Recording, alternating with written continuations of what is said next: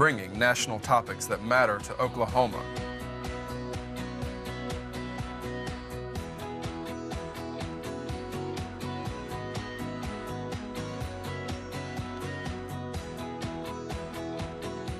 With Congressman Tom Cole. This is Cole on Congress.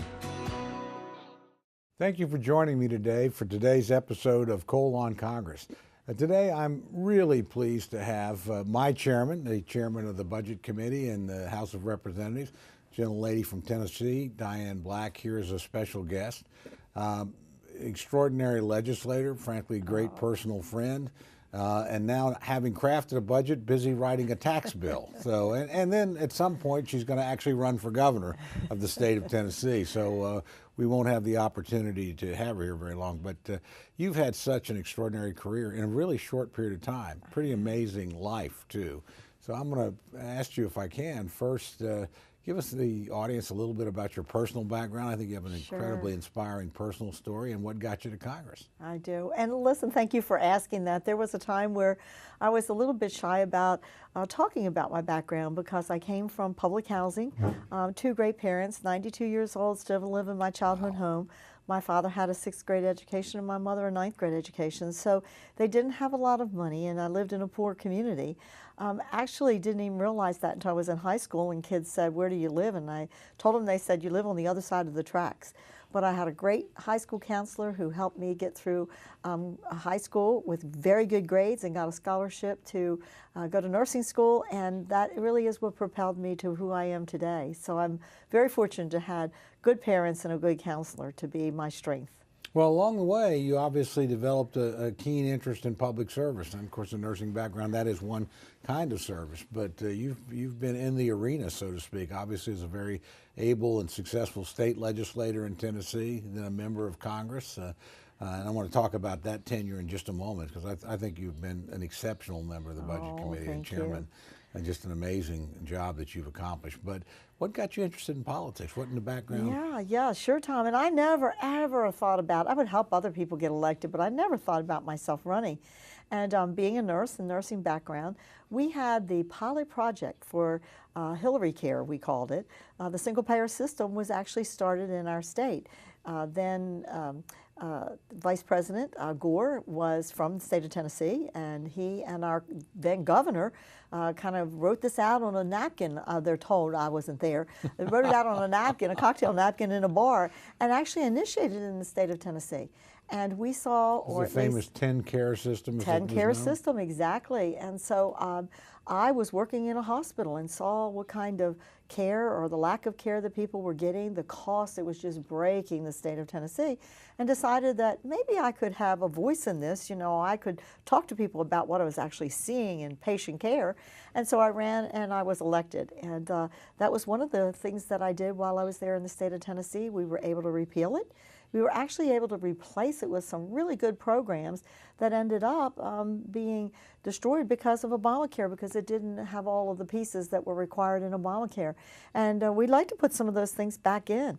Actually, in one day, 28,000 people lost their insurance in Tennessee. Wow, that's amazing. Yeah. How long were you actually a state legislator before you decided to run for Congress, and what got you into that? Yeah, so for 6 years in the House of Representatives and then 6 years in the Senate. I'm very proud to have done a lot of things in healthcare there, because my healthcare background has really been the base of most of what I have done. But then what comes along in 2010, I'm watching the very same thing that happened in the state of Tennessee happen at the national level. The passage of the Affordable Care Act, which I always say is neither affordable or caring. And I'm watching once again, what healthcare, this healthcare plan that is not offering people the quality nor the cost of things that they could afford. People saying, you know, Diane, my goodness, why don't you go to Congress and tell them what you were able to do in the state of Tennessee? And so after 12 years in the legislature, I said, you know, I think that's something I'd like to do, and ran, and it once again was successful, and so here I am today. Well, you arrived with an exceptional class, obviously the class of 2010, Yes. which brought the Republican Party back out of the wilderness and into majority status. And I remember at that time I was actually sitting on the Republican Steering Committee, and I think the first time I had the opportunity to meet you, you were steering committee picks the committee assignments for new members and any openings reassigns to existing members. And you were trying to get on Ways and Means, which is probably the most powerful committee in Congress, and certainly, as you see, the one that's so impactful, writing tax legislation right now. Not very many freshmen have the nerve to try, let alone the ability to succeed. And you were tabbed early by your colleagues, both your senior colleagues and the people in your own class, as somebody that was going to become a leader very quickly and was going to be able to impact the process much more rapidly than new members generally do. And you did. I mean, you won that seat. You've been on there. You joined the Budget Committee, and that was, again, an opportunity for me to get to work with you, just watch you in action. And lo and behold, I mean, within 6 years, the chairing the Budget Committee. To our audience, that was the committee that Paul Ryan chaired, and was really the beginning of his ascent as a really important national figure. So we don't put just anybody in the chair of the Budget Committee. You've got to be somebody that people have enormous confidence in. And this year, and I want you to talk a little bit about it because we passed it through the House. It's not what we're operating on now because the Senate couldn't do as well. But I want you to talk a little bit about the budget you crafted. And frankly, I've never seen somebody work as hard as you did, and frankly, work as well outside of our committee, working with the other committee chairmen to get them to actually make some tough decisions in their committee, to sign in blood, yes, we will do some of this cutting of spending that we've promised but not gotten done. Yeah.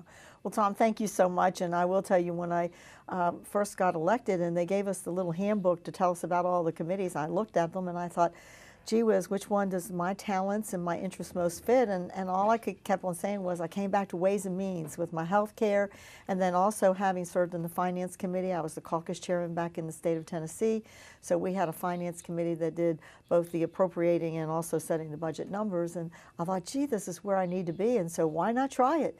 And there were people that just patted me on the head and said, you really need to understand this is not, you're not going to get chosen. But we just kept plugging away and making our case why I thought I would be a good member of that committee. And then getting on that committee, I said, I need to know the budget.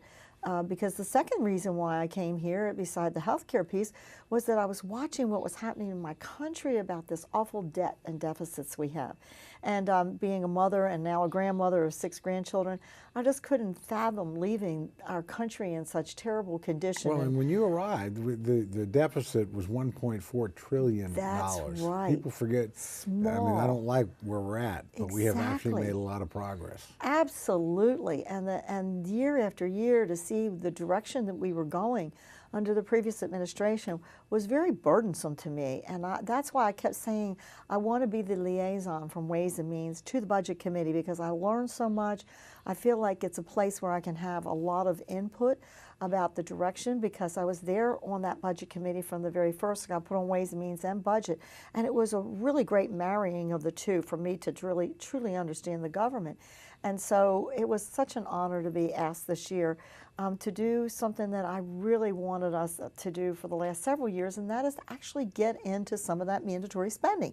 You as an appropriator, every year deal, thank goodness, with the discretionary side. But we so many times forget about the mandatory and that being the true driver of our debt. And so, right from the very beginning, one of the things I said is this committee is going to talk about this year. We have got to talk about our mandatory spending. And thank you for being a part and a voice in helping to change the culture within that committee. I really feel like we did that. The 22 members, Republican members, I think come out of there this year, even though we weren't able to do what we wanted to do as far as going into the mandatory. I don't even call it cutting. I call it reforming, because so many of those programs just need to be reformed. Exactly. And most people would agree with this common sense that needs to be done. Before we get into some of the specifics there, it's worth pointing. I've been on that committee for 7 years. I actually went on it roughly, I guess, the time that you arrived, and in the same capacity from the Appropriations Committee as a representative from my committee onto this important committee. Like you, I requested it. But I watched Paul Ryan report out budgets. I watched his successor, Tom Price. None of them ever got every Republican vote before. You're the first budget committee chairman I've seen. And this is a partisan, you were not lucky.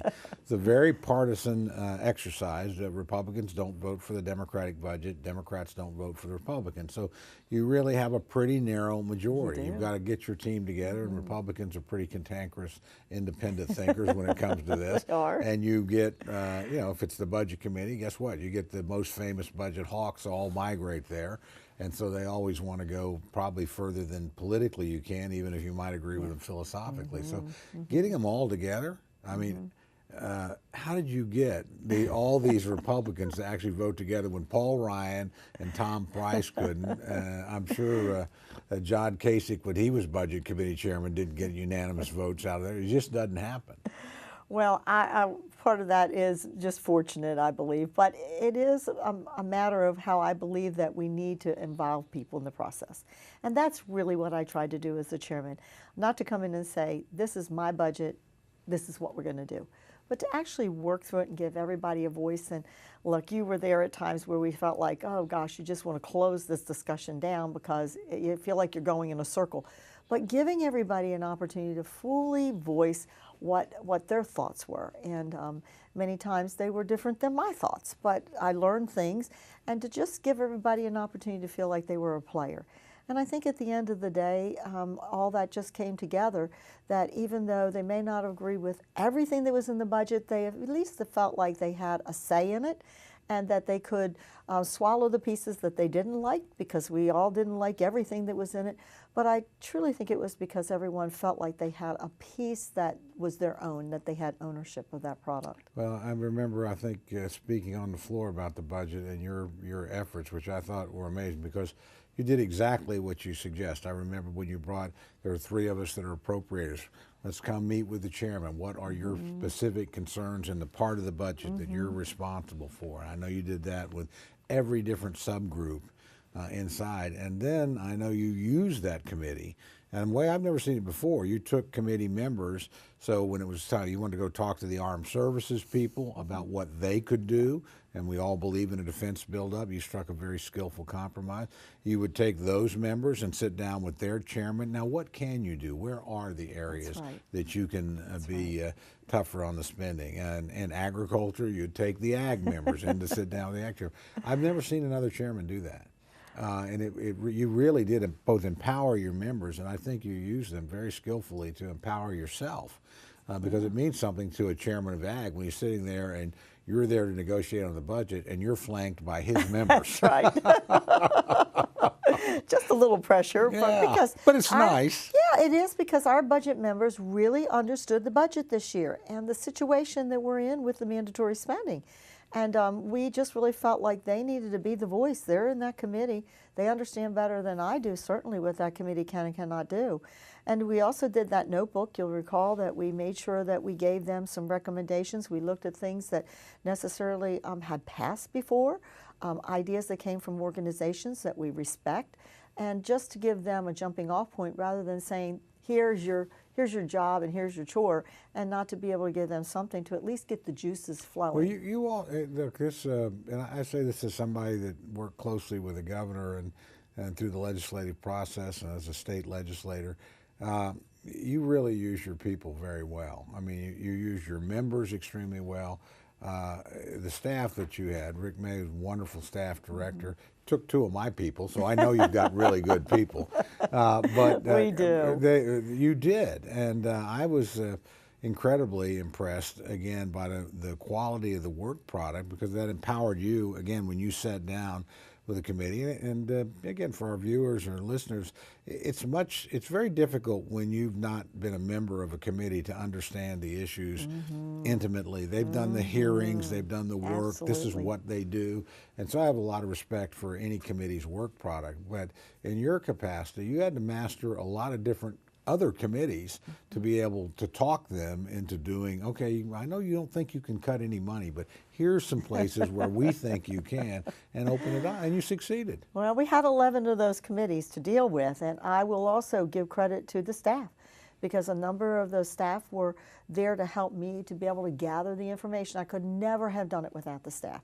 mean, the staff is tremendous on the Budget Committee, a lot of talent on there, and to use that talent to just, let's think through it. Let's find out, what do you think? And they have that experience, and we stole 2 of them from you, so you know they're very experienced in their particular area. And so the committee staff was just invaluable in this process of helping me to put it all together to make this possible. It's truly a team effort. Well, you did it, and you produced a budget that passed out of your committee unanimously, lost very few Republican votes. Yes. Again, you never get any Democratic votes on a budget. You have to do that all by yourself. That's true, whoever's in power. But it's you got it there, and and dealt with the topics like mandatory spending, and frankly set us up to do something you're dealing with right now. Yes. And it's this budget that carried the reconciliation language. That means we can lower the bar in the Senate and write a tax bill with 51 votes instead of 60, which frankly sort of doesn't deal Chuck Schumer out of the process, but it doesn't give him a role inside the process where he has a veto over what we can do. And we hope some Democrats will join over there as this process goes on. But tell us a little bit about that part of your work, too, because you're consequential in crafting the budget, but now you're a key player on Ways and Means that's actually writing the tax reform and has passed out of the House, the House Republican version of tax reform. So both tell us about the process, tell us a little bit about what's in that tax reform and reduction bill that you think is particularly important. Absolutely. And I'm not always very creative, but somehow it just came to my mind that the budget was the golden key to unlock tax reform.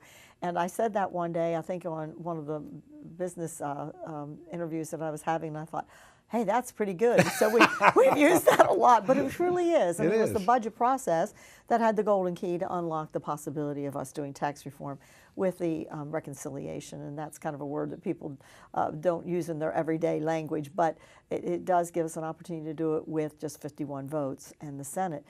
So what I'm so proud of, too, is that our Ways and Means Committee has been working on this for 7 years.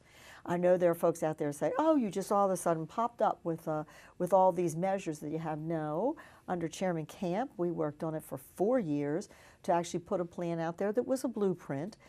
We never put it in the form of a bill, but we did put it out there. And that was a great beginning of our process.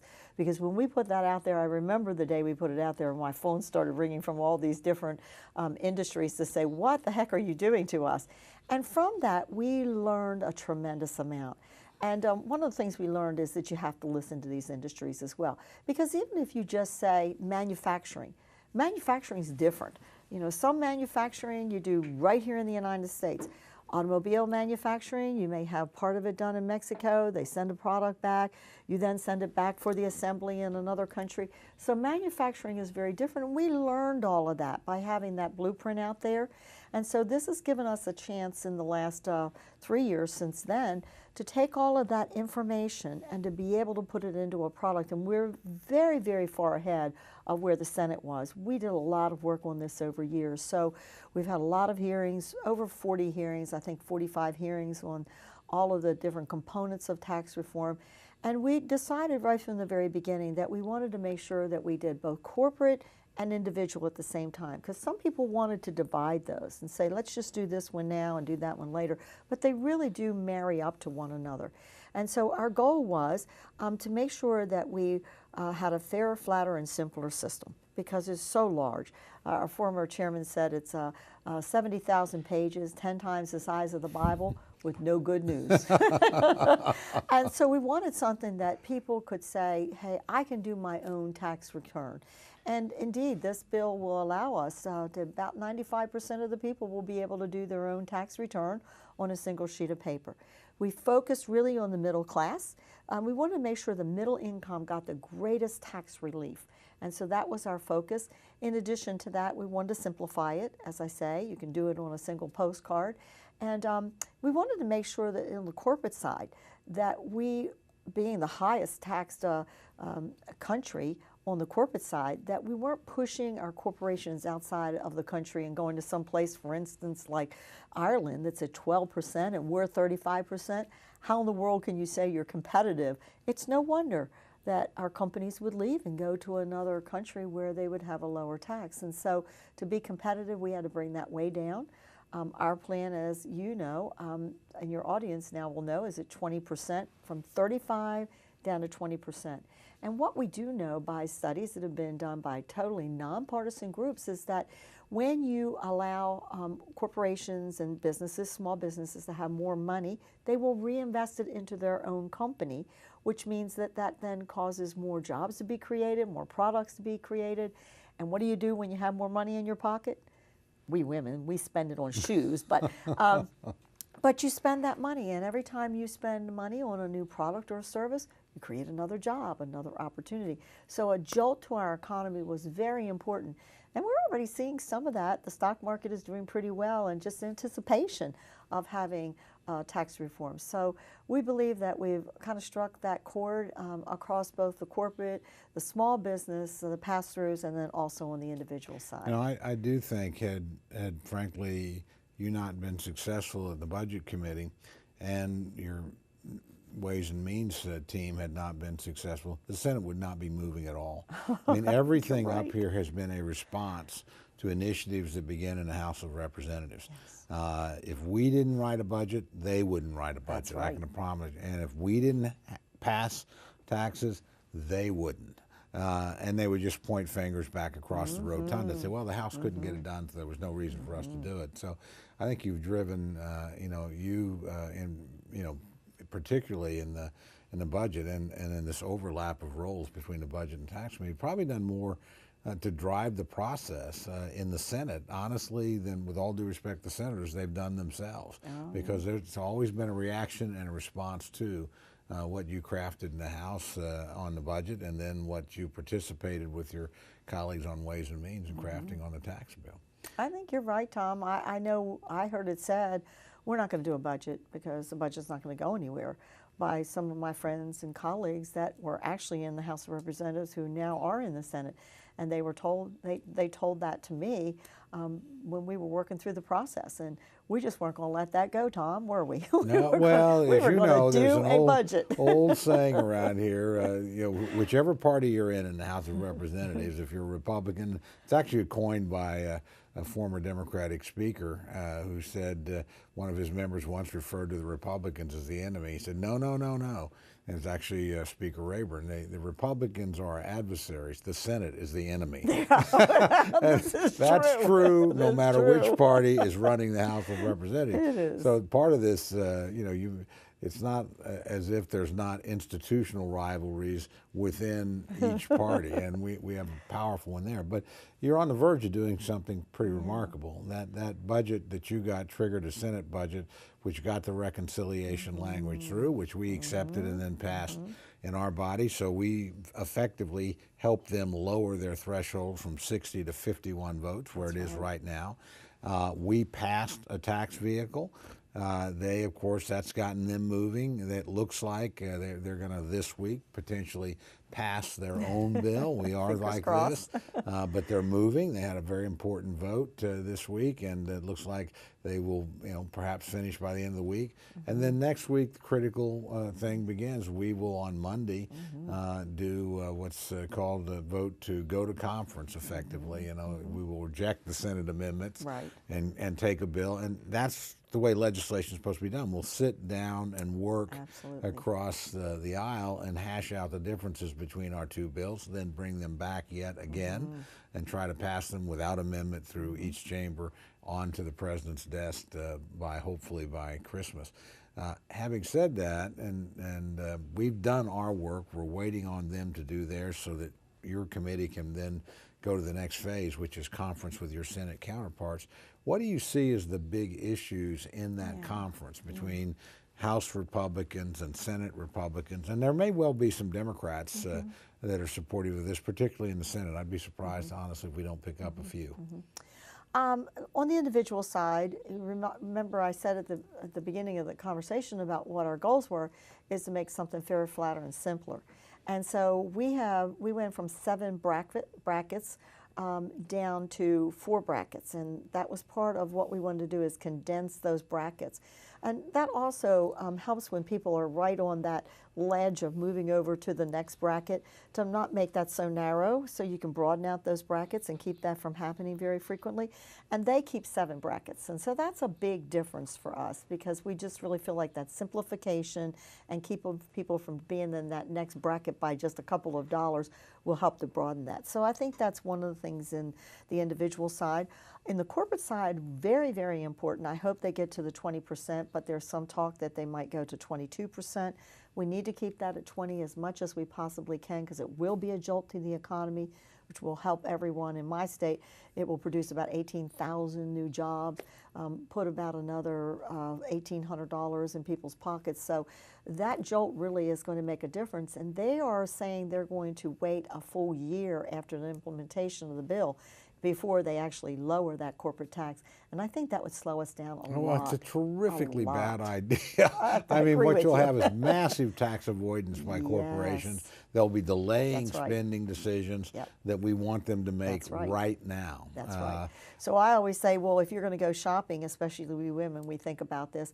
If I know that that store's going to put that on sale a year from now, I'm going to wait a year to buy that new washing machine or that new whatever. And it's the same way with companies. If they know in a year they're going to get a reduction in their tax burden, then they're going to just say, I'm just going to put off growing my company. I'll wait. Well, now I know one of the provisions you had in the House bill was the so-called expensing provision, which lets companies write off the full cost of new plant and equipment immediately for a 5-year period to encourage them to bring that forward. Is it the same in the Senate bill, or do you know? No, at this point in time, I don't believe that it is the same. I don't think they do this full expensing.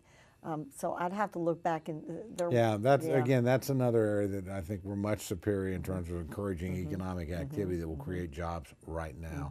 The last point, and we don't have too much time left, but again, I think another big difference in the bill is, oh gosh, it's escaped my mind now for a second. But regardless of that, I mean, you've maintained an important concession, one I don't care about that much one way or the other, but the ability to write off local property taxes for some members is absolutely critical in high tax states, and those are votes we have to have, quite frankly. Yeah, and we wanted to really keep that, again, for those that are in the middle income the most, because those are the ones that really are affected by that, and so we did put a $10,000 deduction in there as being the ceiling. Well, we've got about a minute left, and less than that, so I just want to end by number one, thanking you for a brilliant congressional career. All too short, because you are going on running for higher office in your home state of Tennessee, but you've had a profound impact in a very few years. And if we get tax reform, a lot of it will be due to your efforts, not just your colleagues, but your key role on the Budget Committee as the chairwoman of that committee really was the golden key that opened up the door. So I wish you well in your election. Tennessee will be very lucky if they're wise enough to choose you. Well, thank you, and thank you for your service to our country, because you do a tremendous job every year with the little bit of money that we give and how you spread it out in each one of these areas that you're trying to fund, and it's a very difficult job, and we really appreciate what you appropriators I'd feel better do. if you stayed and kept me under adult supervision, but we'll end with that. But again, congratulations on really an outstanding year of accomplishment for you. Thank you. Your accomplishment has put Congress in the position to do some great things for the American people. You're very kind. Thank you. Well done.